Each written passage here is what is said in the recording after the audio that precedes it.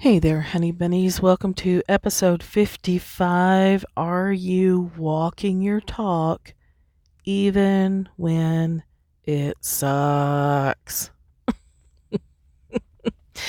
Are you a person who says, "Yes, I meditate and I'm spiritual and I am an empath and I follow my intuition even when it's saying something you don't want to hear?"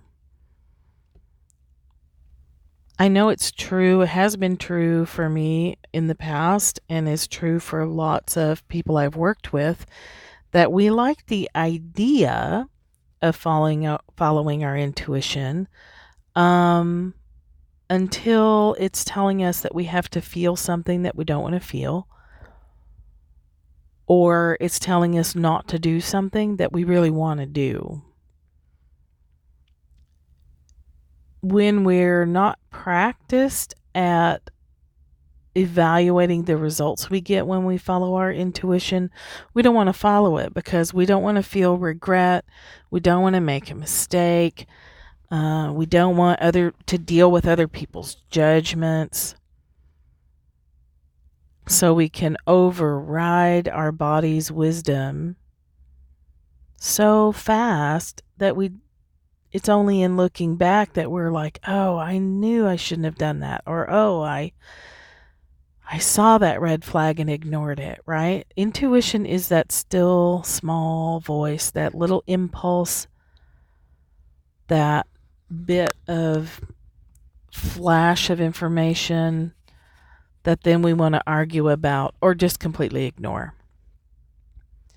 So I sent out an email about this. If you're on my email list, some of this might be repetitive a bit, but we'll talk more about like what to do in these situations. So most of you know that I do a lot with human design, and in human design, the biggest, most difficult practice in the beginning is what they call deconditioning, which is unwinding your stories about how things ought to be. Things should be this way. You're supposed to do it that way. These are the rules, blah, blah, blah. And we have to unwind all that, right? So that's nothing new. A lot of us have been doing thought work and inner story work for a long time. But the added component of that is how do you make decisions? Once you've unraveled your stories, you're supposed to make your decision by following your authority, and the authority is based in the body. This isn't going to be a human design lesson, but you can Google it. There's 7 kinds of authority in human design. For a lot of people, it is the spleen or the sacral, getting that information from the body. For a lot of projectors and reflectors, it's talking out loud because our information comes from what we're feeling in the environment. So we have to talk and listen to the sound of our voice, but we can't talk to anybody who's going to give us advice. I'm talking to you today again from the carpool lane. Hopefully you're not hearing those buses, those school buses in the background. So some people are self-projected. They might feel a leaning in their heart, like a pulling toward for a yes or a leaning back for a no. You can look those pieces up, but basically it's your gut feeling. When you say, I don't know how I know, I just know. That's following your body's wisdom. I can't explain it, I just know. I can't define it, I just know. Those kinds of things, like I just know. Where we get screwed up is when the I just know isn't what we want to know. Which happens a lot, right? Maybe we're interested in someone and there's a part of us that's like, oh, I don't know about this person.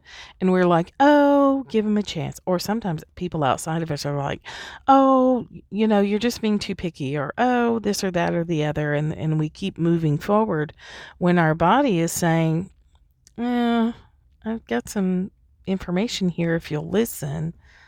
that's a bad idea. And that's where we get in that hindsight thing, right? We test it out, and we ignore our intuition and it goes badly, and we look back and go, "Yep, I saw the signs. I felt the icky, and I went forward anyway." And if we were smarter than all of us are, we would never do it again, right? We would learn from that situation. Oh, here's how my body feels when I'm getting a red flag, or something is telling me I need to reconsider my decisions. But we don't, right? We just we just do it again and again. That's okay. We're people. That's what we do. But a lot of my work is, what are you trying not to feel? Like, what are your stories protecting you from? What is going forward against your intuition doing for you? What is it you don't want to feel? Embarrassment? You don't want to feel stupid. A lot of people don't want to make a mistake, because then they'll feel dumb, or they'll feel shame, and nobody wants to feel or have a shame attack. Like, it's like the one we avoid the most.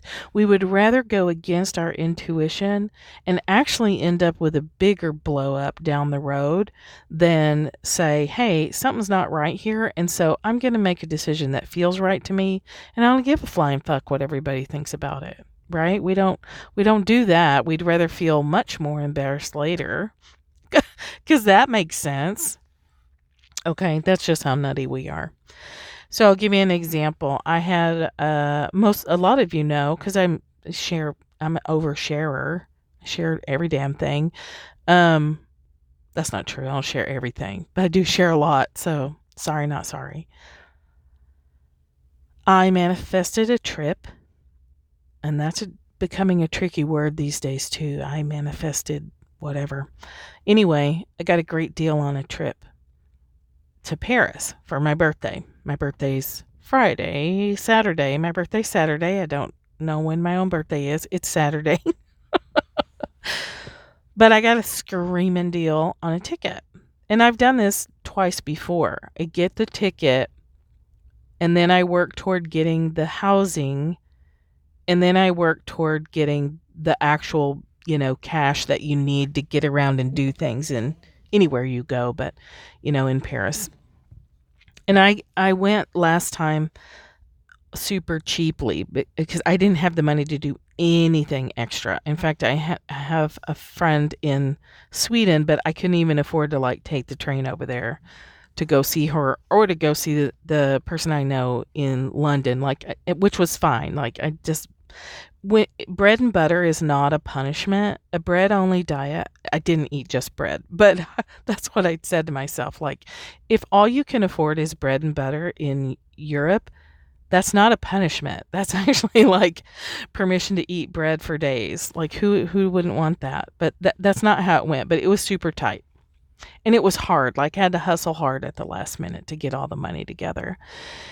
And on so I did that, got the ticket, paid it back, because I didn't have cash on hand. So I borrowed it, paid it back, and then 7 hours. I don't know, just a few hours.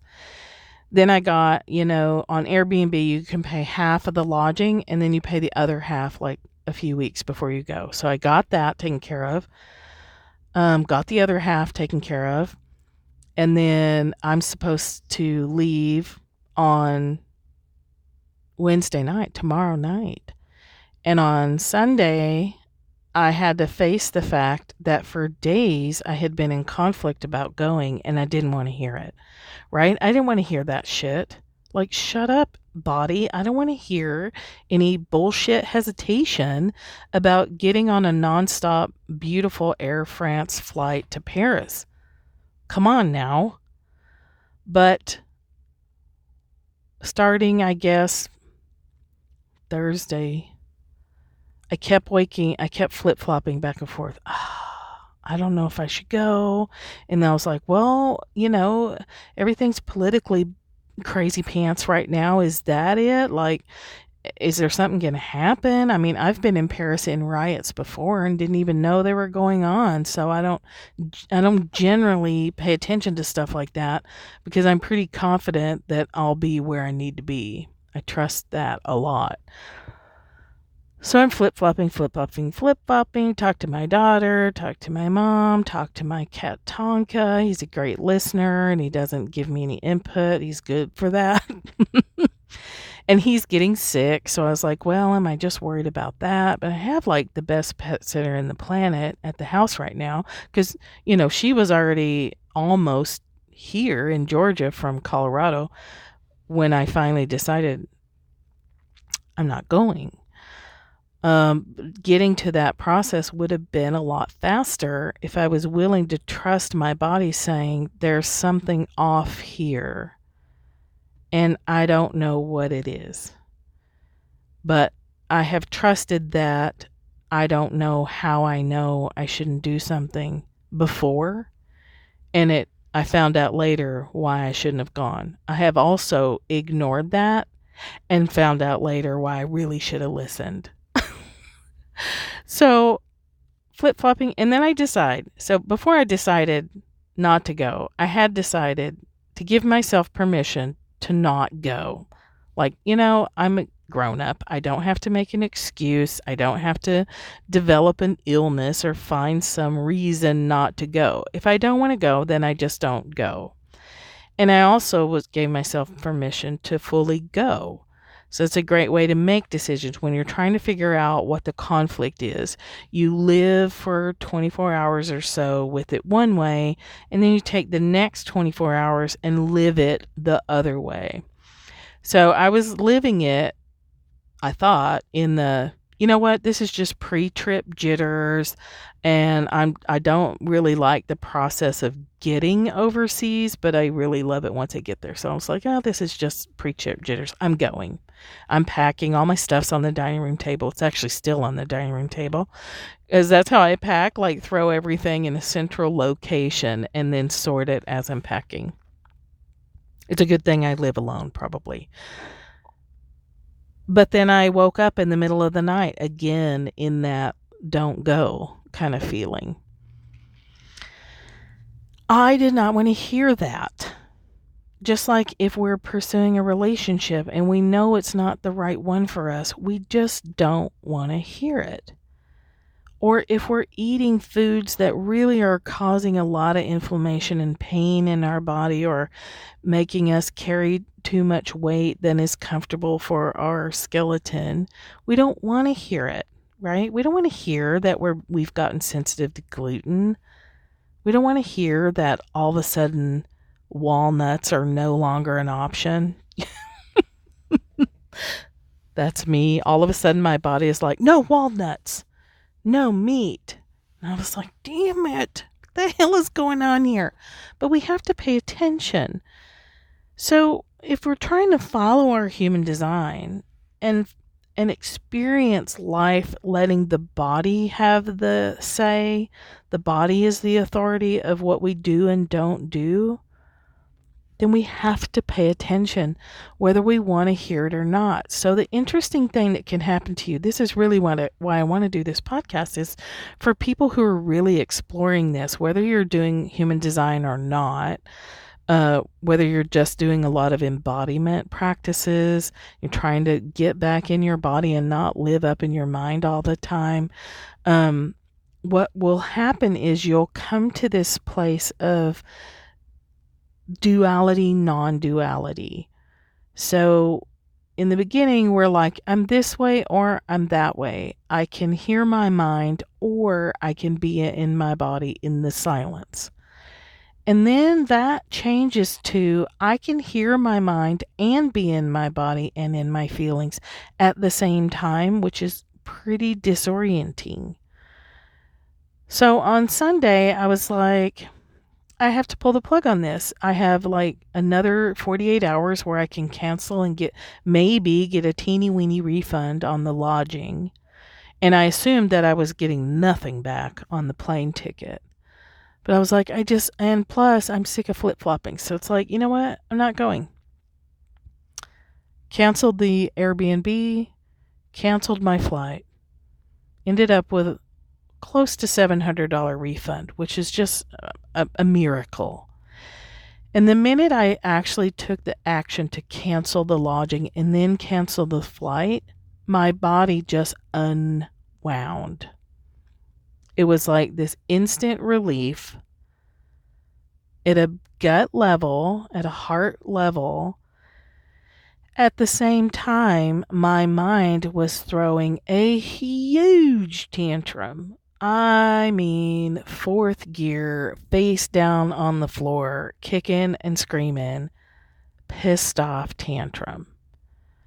I've been looking forward to this trip for months. And to get there, another component of this was the money was going to be even tighter than last time. I was going to have to borrow all of it, and I was going to have to skip a car payment. Like, it was that tight. And I could have forced it, and that part didn't feel right. And other parts didn't feel right. And something inexplicable didn't feel right. So, if we're willing to feel any feeling, which is a huge part of what I do, is really, I do a lot of things on the surface, but the bottom line is teaching people how to stay in their body and feel their feelings, to not be afraid of those waves of grief or rage and not push against them and not, do the shadow work that we all have to do, the parts that we don't want to feel. So I could feel the relaxation in my body, and I could hear the what the fuck in my head. What in the fuckity fuck is this? What kind of bullshit is this? Hundreds of dollars for the pet sitter, hundreds of dollars down the toilet with a capital T. What the fuck? And still my body is like, I'm totally relaxed now. I'm feeling great now. I was like, what the hell? And it was a weird experience. Like, I have to trust this relaxation feeling in my body. I have to, because I'm committed to living my human design, because I know that it works. It might work more slowly for some of us, but I know that letting the body take the lead in every decision works. I've been testing it out all of 2019. I pay attention when my body says, don't eat this food, and I'll immediately start losing weight again or sleeping better again. I pay attention when my body says, hey, we need to eat cheese quesadillas for 2 weeks. Well, that makes no fucking sense. And I felt amazing doing it. And then I lost weight again. So I've been driving it on food, and it's been working really well. At the end of August, my body flipped a switch and was like, no more meat. I don't know if that's no more forever, because I don't care. It's not, we're getting away. All of us are learning to get away from this always never, this way or that way only. I'm going to define myself now for the rest of my life. We're getting away from that because we are moving into that feminine way of being, which includes it all. There's room for everybody and everything at the table now. There's room for the bread and the meat and the salad and all the stuff and the brownie. We're moving out of that dualistic thought into non-dual thought, which holds the awareness of all the things, all the thoughts. The awareness of the relaxation in the body when we've just made a decision that's in alignment, as well as the bark, bark, woof, woof of the Chihuahua brain, who's really not super happy about what just happened. And you know how I'm always talking to you about the familiar bad feeling place? I could feel my mind really wanting to, hit the gas and drive right into the familiar bad feeling garage. The cave of despair, the cave of misery and self-pity and all the whining and the whinging, and I know you know what I'm talking about. Whatever your familiar bad feeling zone is. I really wanted to go there. And I could hear my mind saying things like, this is just another example of how I never get what I want, and everything's so hard, and yada, yada, yada. And I could hear it as if, it was just chatter in the wind. And I could feel how if I grabbed onto it, I could make myself feel terrible. Sunday could, and Monday could, and today could still have been a whole series of terrible, horrible, no good days if I had grabbed onto the thought stream that was running through my brain about canceling this trip. But what I had to keep coming back to is when I canceled the trip, for whatever reason, my body dropped and settled, and everything was quiet again. Below the barkety bark bark thoughts was stillness and quiet again. That's my barometer. If I can easily hear the chatter and also feel the silence, if that makes sense, you can feel the quiet, then I know I've made the right decision, no matter how it looks. On the surface, I get how crazy it looks to cancel a trip like that 72 hours before you're supposed to get on the plane. And that's the part my mind was struggling with. Like, oh my God, that is nuts. First of all, that's crazy. Second of all, other people are going to think I'm crazy. Who the fuck does that? That's crazy. That's ridiculous. When we deviate from our body's knowing and we launch into justification and rationalization and chasing our own tail around the living room, that's when we are really concerned about appearances and superficial nonsense. How am I going to tell people I canceled that trip? What if people think then that they aren't going to be able to manifest things either? Because sometimes people will think, and I know this because I've been told, well, if you can do it, I can do it. Well, I did it, and then I changed the whole thing. So is that, those crazy thoughts we have. But what about this, and what about that, and what, how embarrassing, and blah, blah, blah. All the blah blahs, all the garbage shit we say to ourselves just because we're not in the habit of believing that our body knows what it's talking about. And believe me, your body knows what it's talking about. If your body comes into a session and if you bring your body into a session, which of course you do, and we get you into that state of clarity, which is what a clarity session is all about, is people coming in with all this confusion, and we sift through it and slice through it sometimes and get into that quiet space, and then you make a decision, and then you hang up the phone and you go right back to the flippity flop place. We know that you're just not trained to hold on and trust your body's wisdom, that your body does know that still quiet place can and often does look completely illogical. But when you make a decision from that place and you are confident in your ability to feel whatever comes at you because of it, then you'll go ahead and stay in the quiet space. You won't hang up the phone and jump right back into the spinning, the spin cycle of rationalization and justification and all the things that we do. So when I'm working with someone and teaching them in that very first session, like, this is your strategy and here's how it looks when you apply it. And I give lots of examples. And then in the 4-week business class I have been doing, We go through lots of examples and you go try it and then we come back and we evaluate every week. Like, okay, how did it work? How did it feel? When in the past have you gone against your body's wisdom and it blew up in your face? And when in the past have you gone with your intuitive body wisdom and you found out later, thank God I made that decision. Thank God I canceled that trip. Thank God I broke up with that person right away.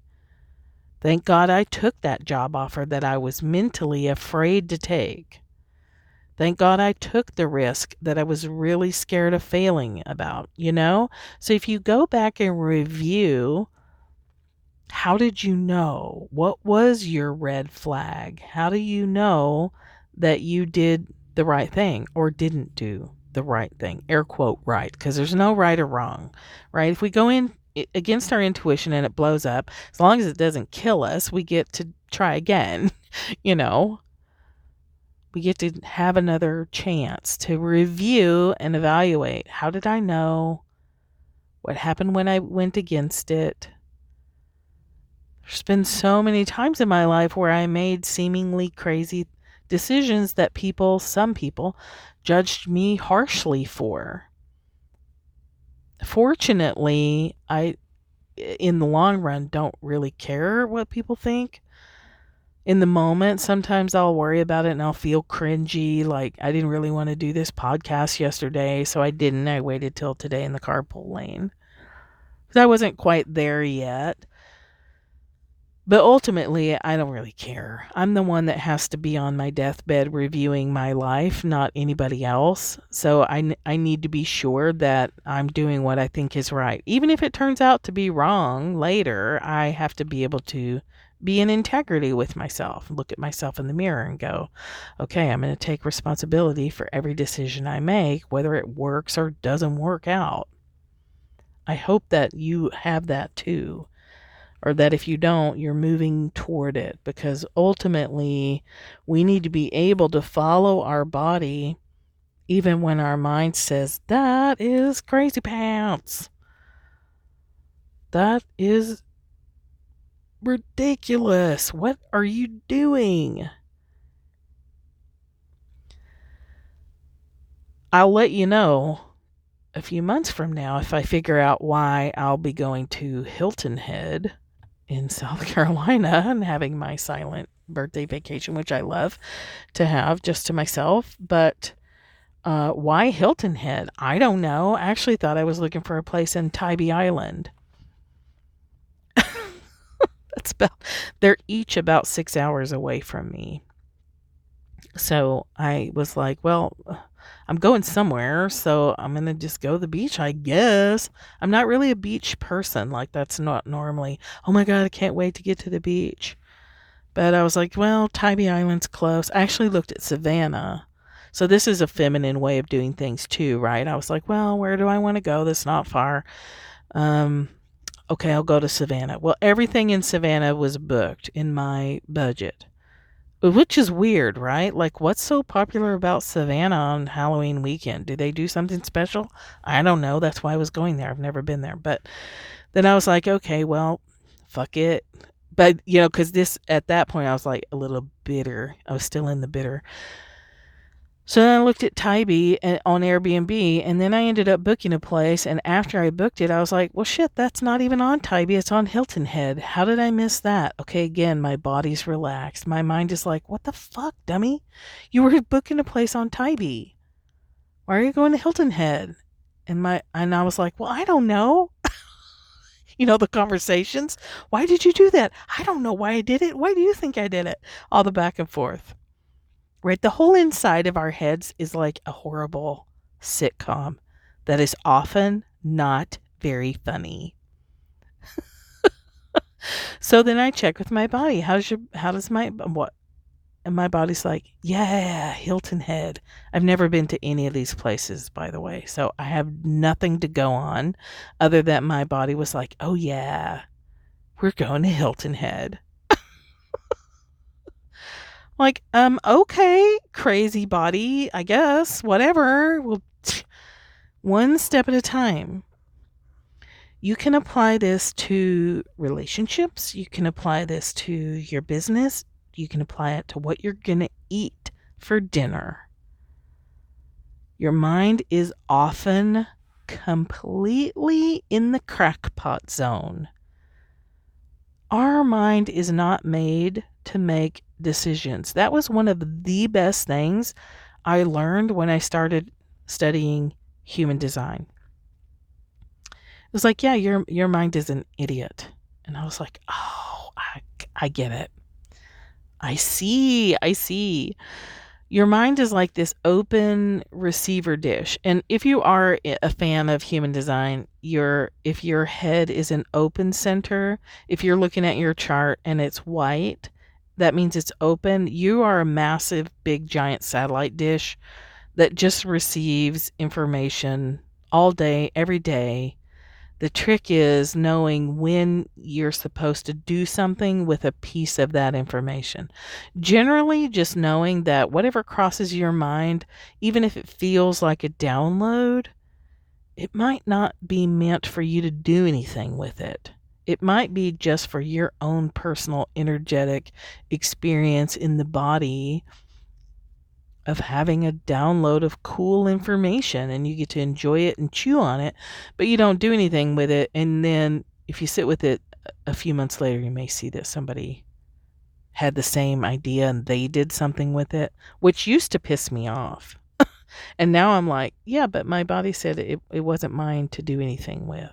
It's a huge relief, because when that circular shit happens, you can go, yeah, I think my mind might be trying to do something in conflict with my body's authority. Let me approach it from that angle. And again, you don't have to know anything about human design to do this. You just sit in a quiet space and ask yourself, is this my confusion or someone else's? Is my body sending me signals that I'm ignoring? Is someone judging me and I feel it and that's tangling me up? Like, where is this tangled energy coming from? What is this about? Asking a shit ton of questions. Why do I feel this way? Is this my emotion? Is this my idea? Am I worried about what people are going to think? Am I worried about making a mistake? What is my deal about making mistakes? Just asking a bunch of questions. And trusting that when you land on the right one, your body will go, you'll feel that deep relaxation. You'll feel the lessening, this so soft and subtle, this settling down in your stomach. You may involuntarily take a big, deep breath, and you'll educate yourself on how to know when you know that you're about to go off track. And you don't need to know why. You don't have to explain it. You don't have to justify it. It doesn't have to make sense. It probably won't make sense.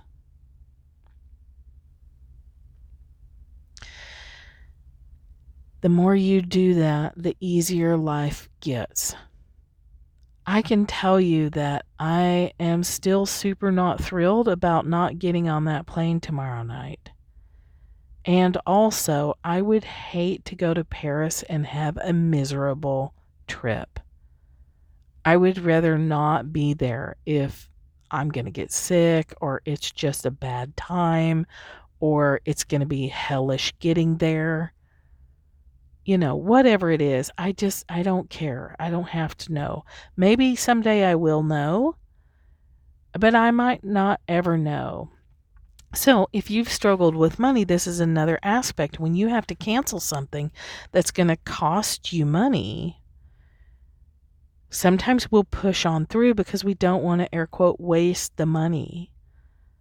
But far better to waste the money and stay in integrity with yourself, because this happens numerous times too. You may think I'm wasting the money, and then the minute you do what you're supposed to do and get back in alignment, the money comes to you and then some. I got little less than half back, And I am pretty confident that the rest will come back pretty quickly, probably when I'm done throwing a fit about it. And I'm exaggerating.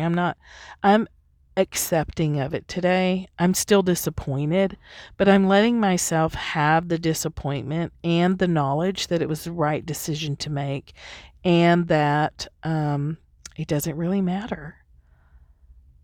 I don't think I'm going to die tomorrow. I hope I don't. I think it's okay for me to assume that I'll get another chance to go back to Paris at a better time, better timing, more comfortable for my body, more ease, more grace, more flow.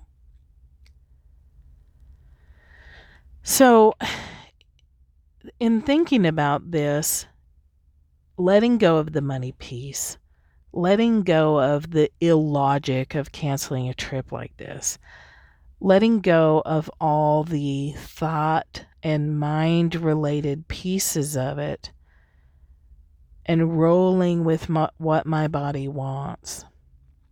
I'll tell you how the trip runs out when I get back, or turns out when I get back, but my suspicion is it's going to be great.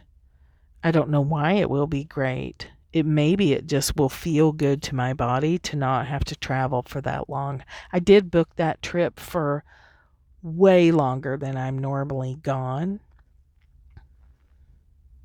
So I don't know. Again, none of those details matter. The important part is, as we move out of the things we used to do that manifested for us really well. I've talked about this before, but I'll just say it again, especially if you're new. And if you're new to the podcast, my website is thatmichellewolf.com, and you can read on there about everything that I'm doing.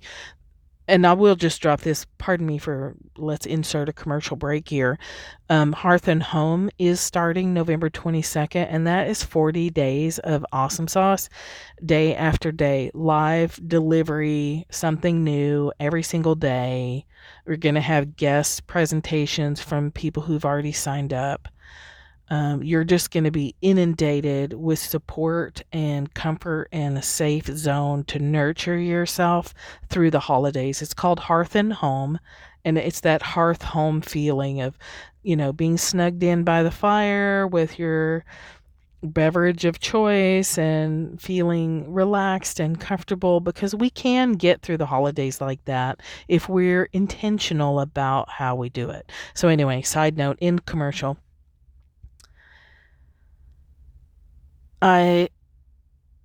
Now that I said a commercial, lost my train of thought. Hold, please. Do, do, do, do, do. Let me sing you some on hold music. Can't remember. Man, I need to make show notes. I probably need to jot some stuff down. Oh, the manifestation thing. So I've talked about before, and if you follow Karen Parker, the Human Design for Everyone Facebook page, I highly recommend it.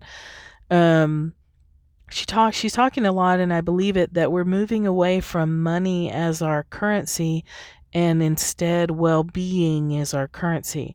Because when we're grounded in the body and we're living through our body's wisdom rather than our mind alone, we're magnetic, we're radiant, we glow. You know how times in your life, maybe even people commented on, like, oh, you look so happy, what happened? Or people think you got a haircut and you didn't, you're just feeling good and you've got that glow. We know what that glow looks like you're in love. That first flush of being in love and you're just glowing. Or if you're a woman and you've been pregnant and it wasn't a miserable pregnancy and you had that nice glow of happiness. When we're in our body is happy. Our mind is able to stay more calm, and with daily practice, you really can feel how the body knows so much better than the mind about what to do and when to do it and how to do it. When we say we need to be in alignment, a lot of times we're talking about like universal alignment, but I believe that what we're trying to really get in alignment with is this interfacing between our mind and our body's wisdom and our mind's intelligence. Like the two of them together, when in alignment, that's an unstoppable force. That's when you're opening the doors to be in that synchronistic flow. Right place, right time, right people, magic happens.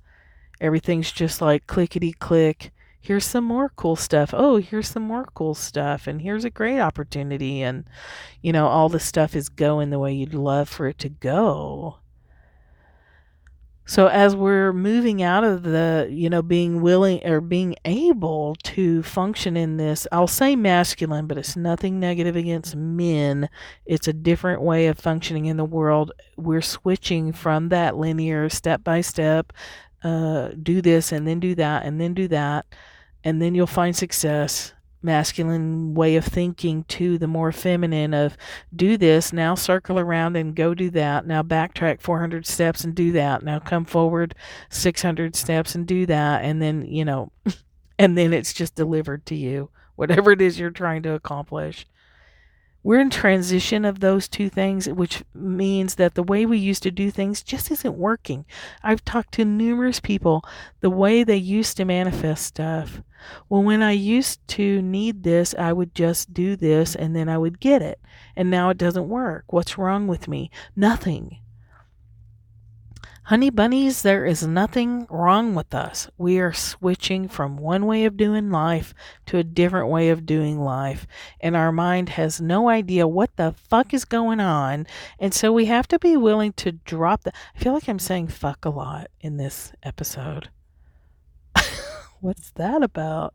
I'm just feeling extra like I don't give a fuck today. So as our mind is flipping out because it doesn't know, doesn't have enough experience to be able to trust this new way of doing what relaxes the body, even when it doesn't make logical sense. In fact, even when it makes absolutely no sense whatsoever. Our mind doesn't know what to do with that. And that's not wrong. It's not because you're dumb or you're bad or you don't know. Well, it is that you don't know, but not knowing is not a bad thing. If we don't have a story about what it means to not know, then we can really be open to all kinds of stuff. All kinds of things can happen to us when we stay in beginner's mind and we stop seeking the comfort of knowing how things work. We don't know how things work right now. And there's really nobody that can tell you. And in fact, if you're still looking for someone to tell you what to do, please give yourself the opportunity to reconsider that. You can look for guides. Like I would call myself a guide and a teacher. It falls under the label of coach and all of that. But ultimately, I'm flipping it back on you. I'm saying to you, here's what I see, and now what do you see, and now what are we going to do, and how can I help you formulate a plan to go try out with no guarantees?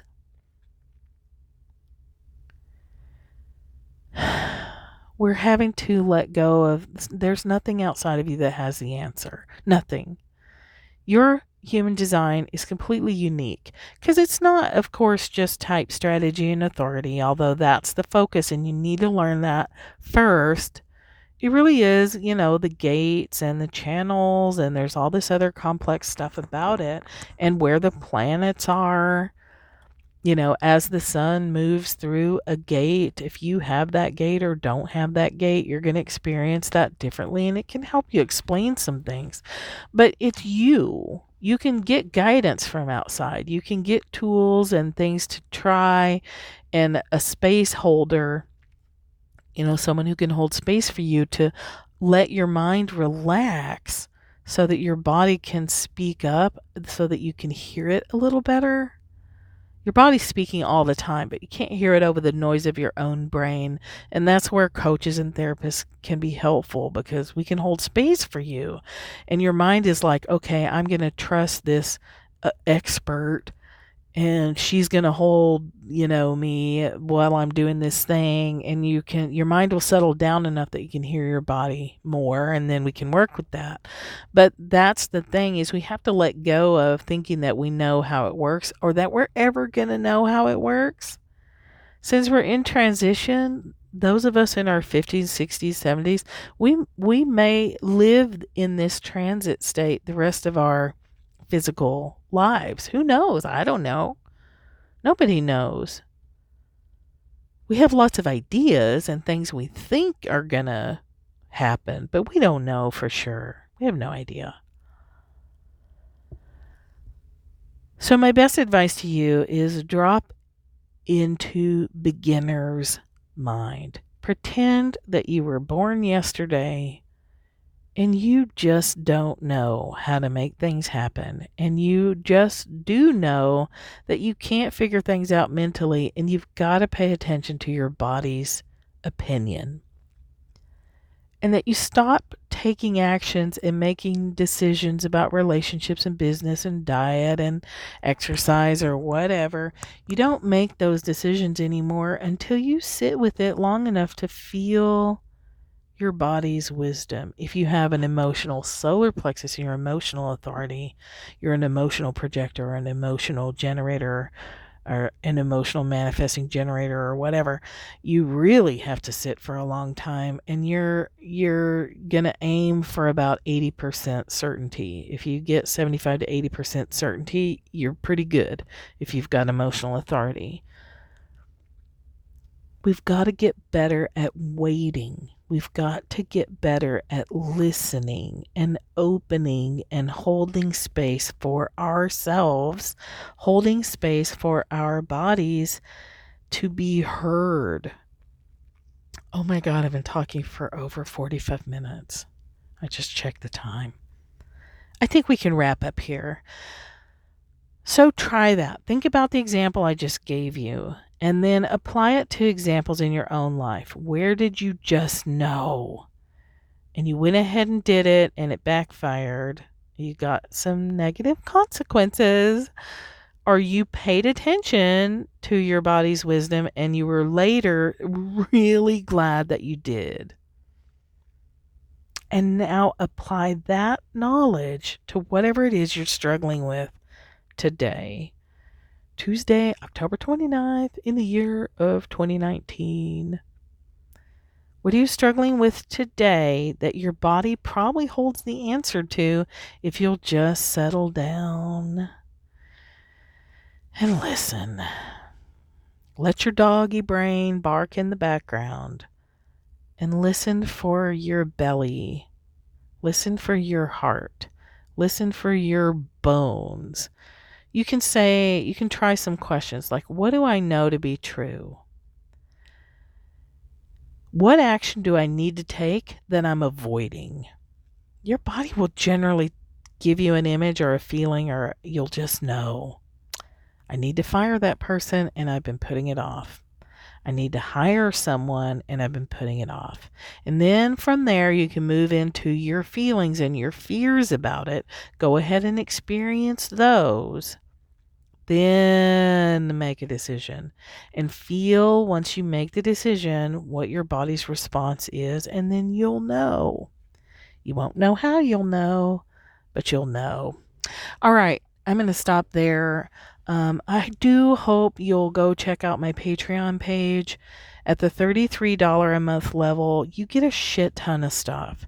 It's patreon.com, patreon.com/Michelle Wolf 11, 2 L's, 2 F's, 2 1s. You all know what 11 is.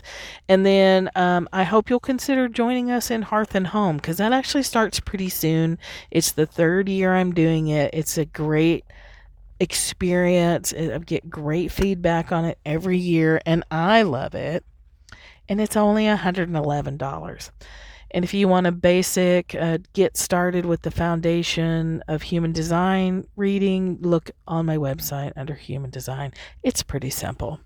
So think less, feel more, and I'll talk to you again next week.